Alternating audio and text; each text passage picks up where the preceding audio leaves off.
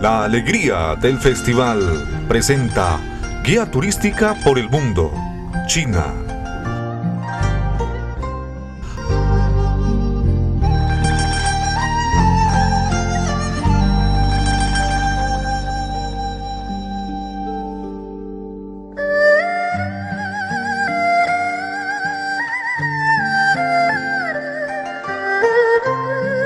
El nombre China, como se denomina en Occidente, tiene su origen presumiblemente en la dinastía Qin.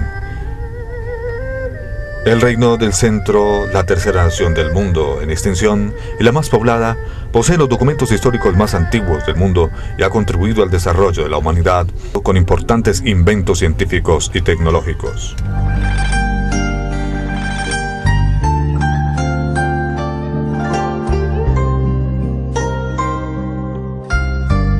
En Tian, el templo del cielo de Pekín, un altar de mármol señala el centro del mundo antiguo conocido, lugar que solo el emperador tenía acceso. Según la concepción del mundo en la antigua China, el reino del centro estaba situado bajo el centro del firmamento. Cuanto más lejos estuviera del trono del emperador, menor era el lugar ocupado en la jerarquía cósmica.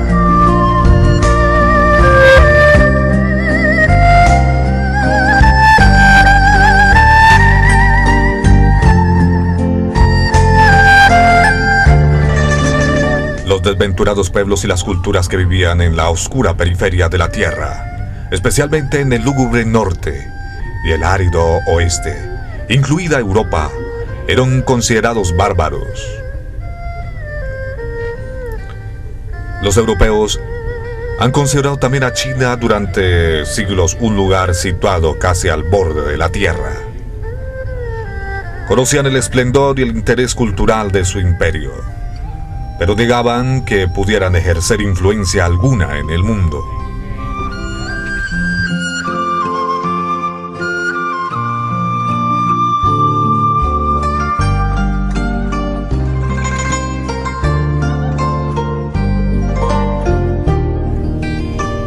Durante las décadas de 1960 y 1970, los expertos y analistas occidentales calificaban a China como el gigante dormido, o más poéticamente el tigre, o incluso el dragón dormido. Pero hace ya algunos años que han dejado de utilizarse tales expresiones. Nadie duda ya de que China está bien despierta, y es cada día más una potencia que ejercía una influencia decisiva durante el presente milenio. Probablemente la mayor problemática y también la más acuciante sea su población. Desde el final de la Segunda Guerra Mundial, hace poco más de medio siglo, la población china se ha duplicado y hoy sobrepasa los 1.200 millones de habitantes.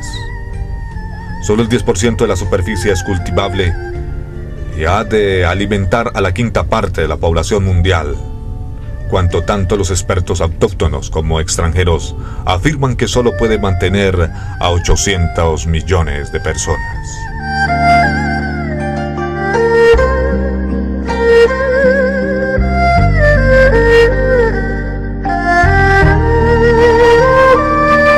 Las leyendas históricas permanecen en la memoria colectiva de un poderoso símbolo de la resistencia y de unidad de valores culturales chinos.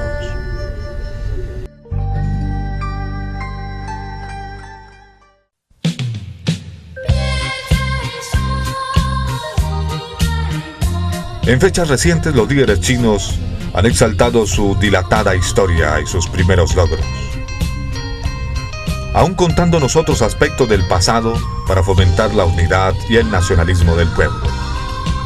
La creencia de que el emperador era el hijo del cielo y que los sucesos extraordinarios celestiales y terrenales eran señales de aprobación o crítica fue la causa del desarrollo de la temprana observación astronómica en China. La corte imperial poseía su propia oficina de astronomía y ya en el siglo XIII, el observatorio de Pekín contaba con 17 instrumentos astronómicos diferentes. Los astrónomos chinos registraron el paso del cometa Halley en el año 467 a.C. y en el siglo III a.C. ya utilizaban el calendario de 360 días que las consecutivas dinastías intentaron mejorar en el siglo XIII. Fijaron la duración del año en 365 días.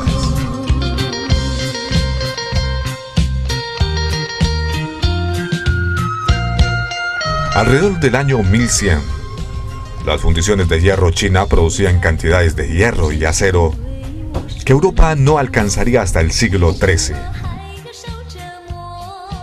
La utilización de aparejo de poleas demuestra que los chinos ya en el siglo V conocían las leyes de la mecánica. El denominado tornillo de Arquímedes era utilizado para bombear agua en el siglo I, y la noria de los siglos IV y V. La irrigación, que fue esencial para la agricultura china, ejerció la influencia decisiva en el desarrollo de la tecnología. Sin embargo, la imprenta no se desarrollaría hasta unos 8 siglos después. La copia con carboncillo y la impresión con sellos grabados parecen haber Cristo, y en el siglo III a.C. ya utilizaban el calendario de 360 días que las consecutivas dinastías intentaron mejorar en el siglo XIII. Fijaron la duración del año en 365 días.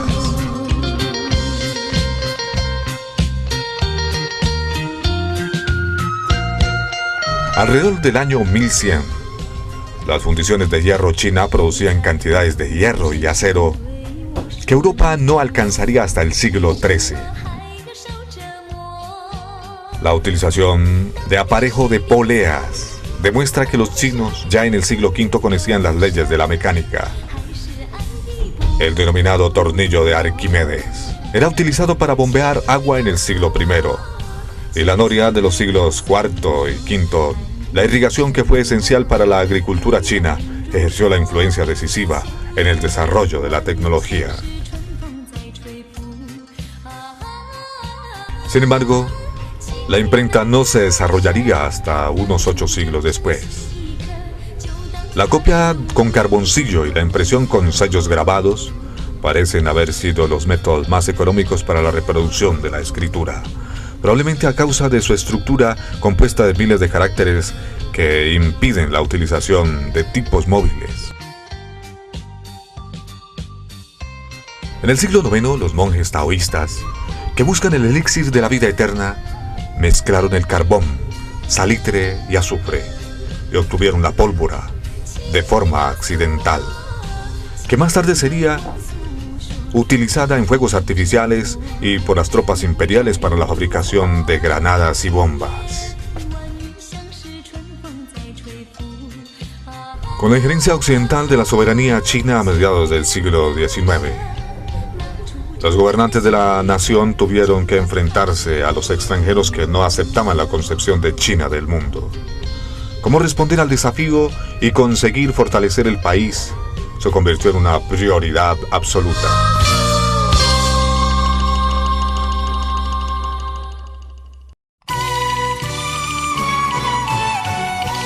Durante los siglos, las más imponentes barreras geográficas de China han constituido una frontera natural que ha protegido y también aislado a los chinos del contacto con los pueblos extranjeros. Hacia el este y el sudeste se extiende el litoral, cerca de 18.000 kilómetros. Hasta el este se levanta el Himalaya y la altiplanicie tibetana. En el norte, el contacto con los bárbaros de Mongolia llevó a los chinos a construir durante siglos la serie de murallas que reciben el nombre de la Gran Muralla. China es el tercer país más extenso del mundo, detrás de Rusia y Canadá. Tiene aproximadamente el mismo tamaño de toda Europa, en 9.560.900 kilómetros cuadrados, con una frontera de 20.000 kilómetros.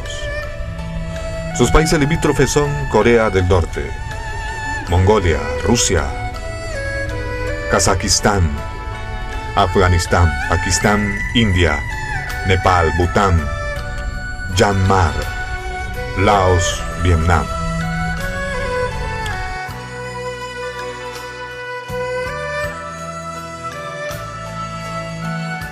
La dinastía entre Maui, la ciudad más septentrional, situada en la frontera del oeste de Rusia, y el arrecife de Shenmu, en las islas de Nansha y el mar de China meridional, es de 5.500 kilómetros.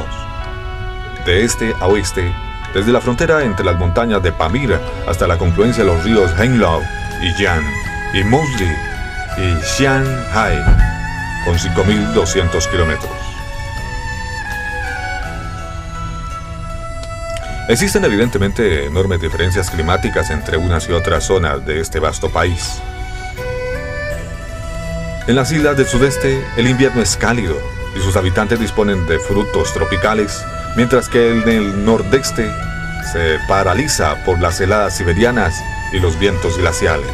Algunas zonas del Tíbet tienen nieves perpetuas, mientras que en el Cantón y al sur de Yan se recogen varias cosechas al año.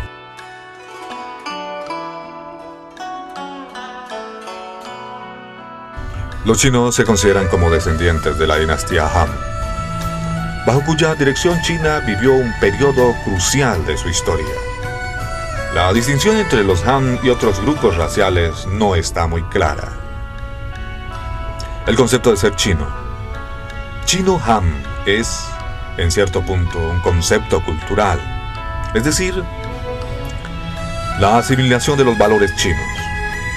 Los chinos Han tienen, por supuesto, el origen racial propio, pero Han ha absorbido a numerosas minorías étnicas durante siglos y hoy no constituyen un grupo racial determinado.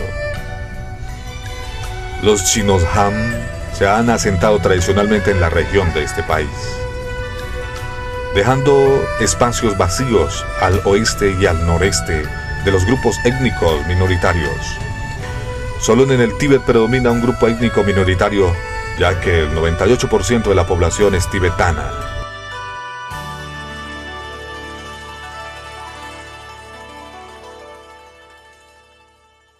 El 90% de la población de China se concentra en la quinta parte de la superficie del país, sobre todo al este y al sur. Las inmensas áreas vacías del norte y al oeste están escasamente pobladas y son difícilmente habitables. El primer censo de población se realizó hace alrededor de 2000 años.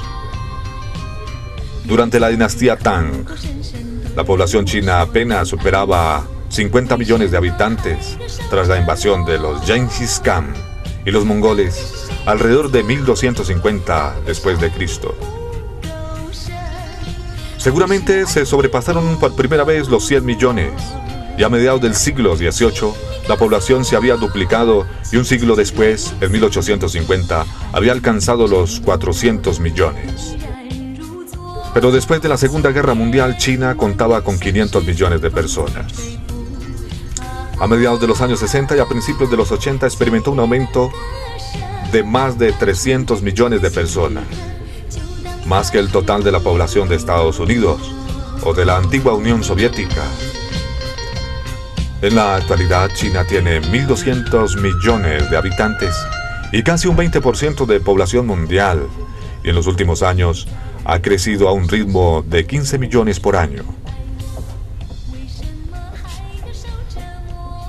El gobierno y la administración de este inmenso país se encuentran en un terrible desafío. Realizar estadísticas para más de 1.000 millones de personas supera la imaginación de cualquiera. Cuanto más su análisis. Aún así, las estadísticas son bastante reveladoras sobre las opciones chinas. Tienen en cuenta que menos del 10% de las áreas cultivables del mundo se encuentran en China. Resulta espeluznante. Por cada 1000 habitantes se producen 20 nacimientos y solamente 7 muertes. En 1971 el gobierno empezó la campaña de un niño por familia. Las oportunidades e incentivos para quienes tienen un único hijo son importantes. En las zonas urbanas, la campaña se ha cosechado en un gran éxito, pero en el medio rural, donde las tradiciones son difíciles de cambiar, la agricultura necesita bastante mano de obra, su éxito ha sido limitado.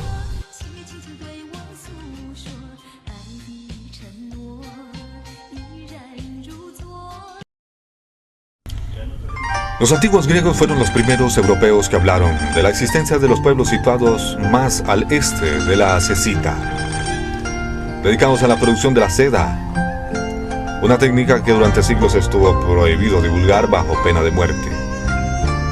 La seda fue la primera mercancía comercial en Oriente y Occidente. Los intercambios culturales y religiosos produjeron poco después, gracias a la ruta de la seda, que llevó al aislamiento y al budismo al país del centro. Durante más de un milenio esta ruta fue única vía de comunicación entre Europa y China. A comienzos del siglo XVI, surgieron nuevas oportunidades para los mercaderes europeos, ya que los portugueses alcanzaron la costa meridional de China y empezaron a comercializar desde la base de Macao. Los misioneros se aventuraron a seguirlos. Trazaron los primeros mapas europeos del país, pero fracasaron estrepitosamente en su misión evangelizadora. Solo la escala en la línea costera es correcta en los primeros mapas. A medida que los mapas intentaban reflejar las tierras interiores, sus líneas se distorsionaban e interrumpían. Algo similar podría decirse en el conocimiento de que los europeos tenían del país en conjunto.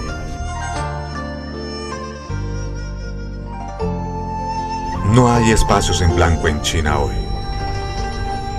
Lo que entonces eran lugares remotos y exóticos, en la actualidad solo son exóticos.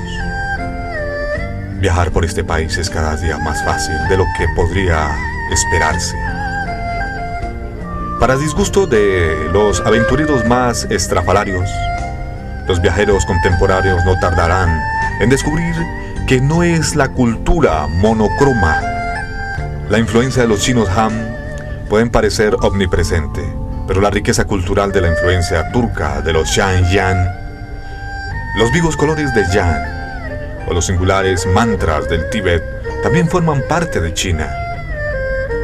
Es fácil reconocer además diferencias entre los Han de las tierras septentrionales y los que viven en las regiones meridionales.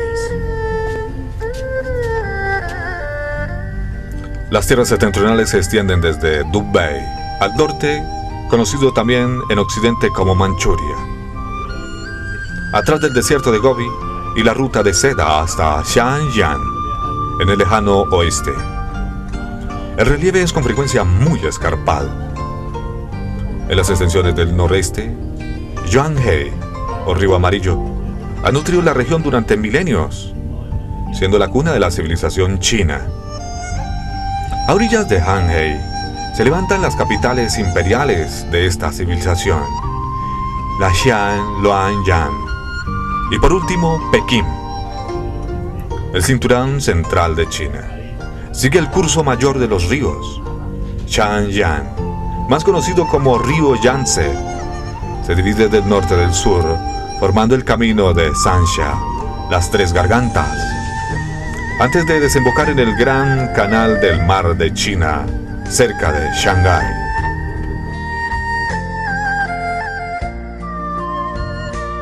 Las tierras meridionales son completamente distintas. Por toda la costa del sudeste se extienden regiones más desarrolladas alrededor del Gran Cantón y Hong Kong. A medida que nos alejamos hacia el oeste, los rostros, las ropas y el idioma cambian hasta alcanzar el Tíbet, donde uno se siente que está en un país diferente.